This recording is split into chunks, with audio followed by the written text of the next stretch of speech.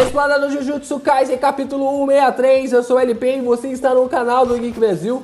E a gente vai conversar um pouquinho aqui, vamos explanar um pouco sobre a justiça feita com as próprias mãos, né? A gente tem uma situação bem peculiar envolvendo a esse confronto entre Itadori e Higuruma, porque a gente tem todo um paralelo criado ali sobre a Mai e também o caso do Higuruma, na qual a gente viu os capítulos anteriores, se eu não me engano foi no capítulo 159 ou no 60, agora eu não lembro agora qual foi o capítulo que falou sobre o flashback dele, mas foi uma história do caramba. O mais interessante é que a gente começa a pensar, né? Vamos aqui pensar, pensa comigo aqui.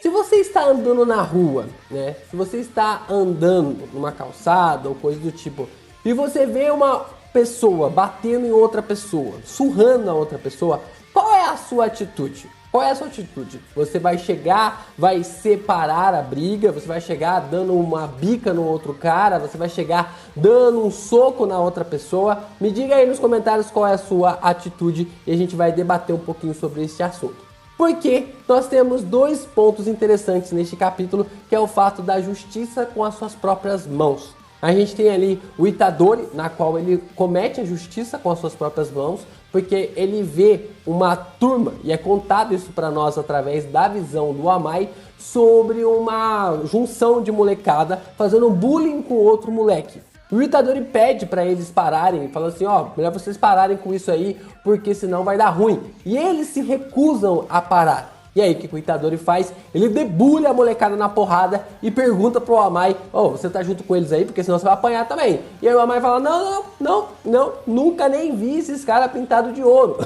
Nem de prata e nem de bronze, porque eu não tô afim de apanhar, né? E a gente sabe que os socos do Itadori eram pesados, né? Ao ponto de conseguir até mesmo amassar, né? A força do personagem era tão gigantesca ao ponto de amassar até mesmo as traves do gol ali relacionado à sua escola. Então a gente vê esses aspectos conectados ao Itadori e ver ali como ele estava agindo com suas próprias mãos para gerar uma tal da justiça, para criar ali uma justiça contra aquele garoto que estava sofrendo bullying. Isso, querendo ou não, foi uma justiça com as suas próprias mãos, porque o Itadori tomou uma atitude para proteger aquele garoto que estava sofrendo bullying, que estava sendo importunado por aquelas pessoas. Do outro lado, nós temos o Higuruma, que acabou observando e passando anos e anos, desde quando saiu da faculdade, sendo formado ali em Direito, como uma pessoa que perdeu completamente as perspectivas sobre a justiça japonesa.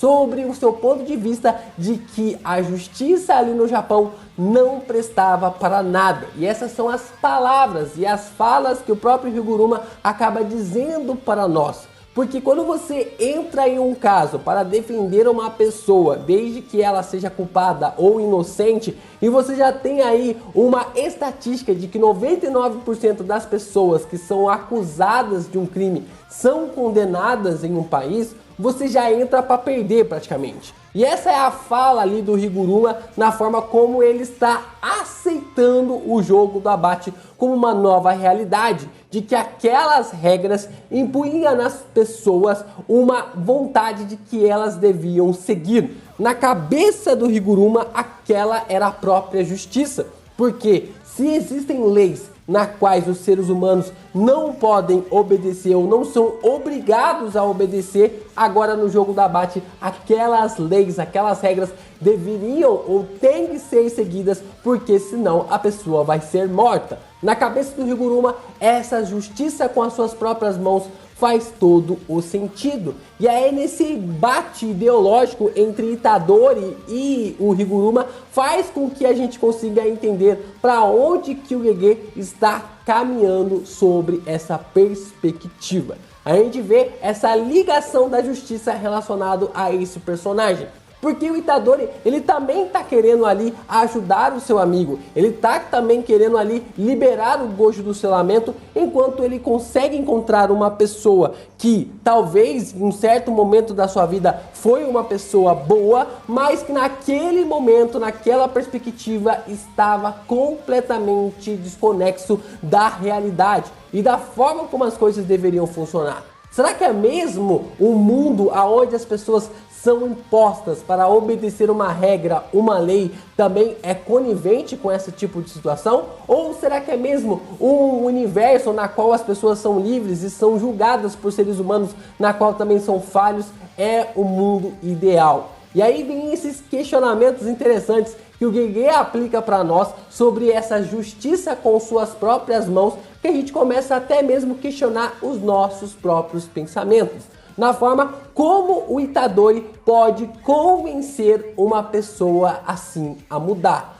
Da forma como que o Itadori consegue convencer uma pessoa desse jeito, que passou por todo ali o movimento de dentro de um sistema na qual ele viu que não poderia mudar, de que ele não teria realmente um conserto naquela situação e que o Itadori realmente estava lascado para poder modificar e até mesmo conversar ali com o Higuruma sobre qualquer movimentação. E tudo isso implica cada vez mais no final deste capítulo, quando o Higuruma se recusa a ajudar o Itadori, dizendo e justificando sobre que aquele lugar, que aquele reino, que aquele formato sobre o jogo do abate, para ele era completamente perfeito. Aquele era o mundo na qual ele havia sonhado. E toda a sua própria autojustiça para matar todas aquelas pessoas dentro daquele tribunal demonstrava claramente o seu novo pensamento, do jeito como ele estava caminhando, na forma como ele estava enxergando nas coisas como elas deveriam ser.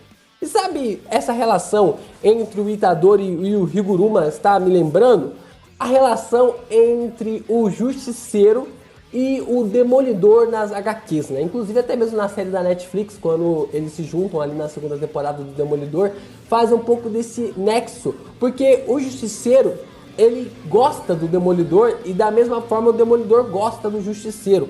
Só que ao mesmo aspecto eles têm ali dualidades diferentes, eles têm ali uma moral diferente. Porque o Demolidor, ele ainda acredita na justiça, porque ele é um advogado.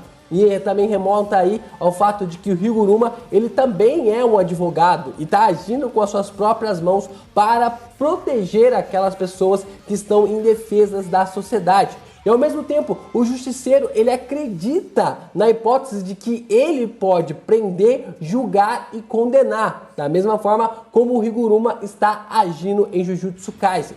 E eu vejo essa dualidade entre Itadori, Demolidor e Higuruma e Justiceiro de uma forma sensacional, como é aplicado de todas as vezes em que o Demolidor vai sair em uma missão com ali o Justiceiro, dele tentar convencer o personagem a não matar as pessoas, de que elas precisam ir para a justiça para responder por lá, porque esse é o quesito mínimo em que uma sociedade precisa ser para ter uma civilização decente. Essa é a forma como o Justiceiro, a moral do Justiceiro e a moral do Demolidor estão sempre se conversando e sempre também se chocando. E é por isso que vai ser interessante ver a forma como o Itadori pode dar um jeito de convencer o Higuruma a cooperar durante toda essa situação.